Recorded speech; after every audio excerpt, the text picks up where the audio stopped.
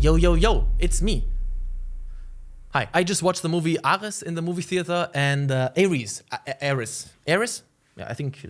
And this movie is getting no love. It's getting pretty much destroyed and roasted all over the internet. I think it's sitting at a 46 on Metacritic, something like that. People are not happy with it. And I have to say, this franchise maybe was a little bit before my time, right? It's kind of this thing that everybody knows, but why? Did you guys watch the movies from the 80s or the 70s? I have no idea. The originals? I only watched the remake they made in 2011 or whatever. And that one was okay. I thought it was all right. Nothing insane. I enjoyed it. Whatever. So I went into this one thinking, hey, the trailer was kind of cool. The red colors, pretty badass. The loud sort of Inception horn.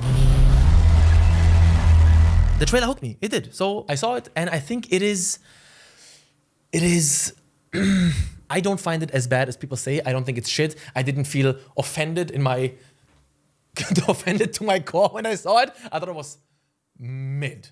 Also not great. Not great, not terrible. 3.6 Röntgen, as they say. Huh? So this is the story synopsis, all right? It's a little bit... I think it sounds stupid.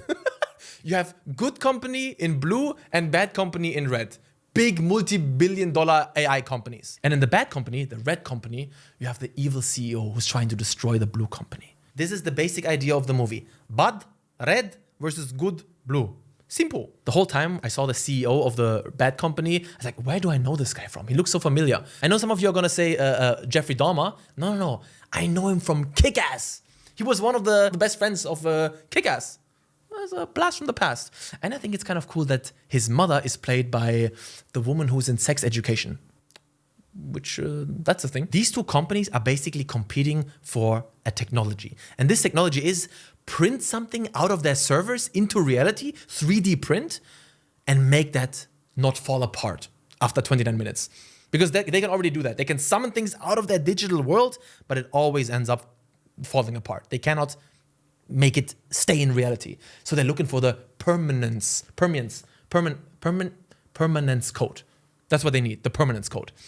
And this movie is about that code. They're both trying to get it. The CEO of the good company, the woman, finds this code, and the red company catches wind of this and tries to track her down, destroy her, get the code, blah, blah, blah. And who do they hire to do this? They hire Jared Leto, who's Ares, and he's a program. He's like master control. He's basically a virus or a program that they can summon into reality, again, only for 29 minutes, to hunt her down. That's it. That's the basic idea. Yeah, not so bad. I think this is good enough for like a basic action movie framework. It would be good enough.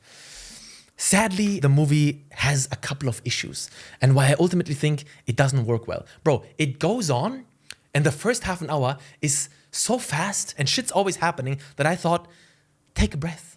Breathe, kid, take a breath, calm down. You need to relax for a moment. This movie wants to give its characters depth, but it has no time really to deliver it because it wants to go to the next epic set piece. It's too bad because there are hints here and there. There are moments where Jared Leto shows some growth, he shows changes, but then it's skipped over super quickly and they just want to head to the next big action. And that's why ultimately I think this movie lacked soul. That's the biggest issue here. The movie lacked soul, it lacked a little bit of time. This movie could have been longer if it just dared to refine those characters a little bit more. Yeah? Because who gives a fuck about these two companies? Nobody does. It's not real. Duh. Nobody cares. We're gonna care about characters. And you don't give these characters space. The same goes for the good company CEO. First of all, the actress kind of sucked.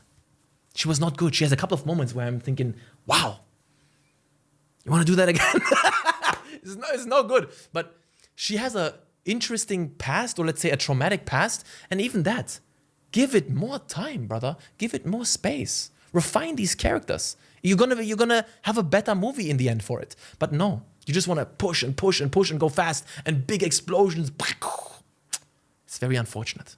Very unfortunate. And this is very fascinating to me. About halfway through the movie, I snapped out of my state of immersion. You know that feeling when you're in a movie, when you suddenly realize you're in a movie theater and you're now breathing manually.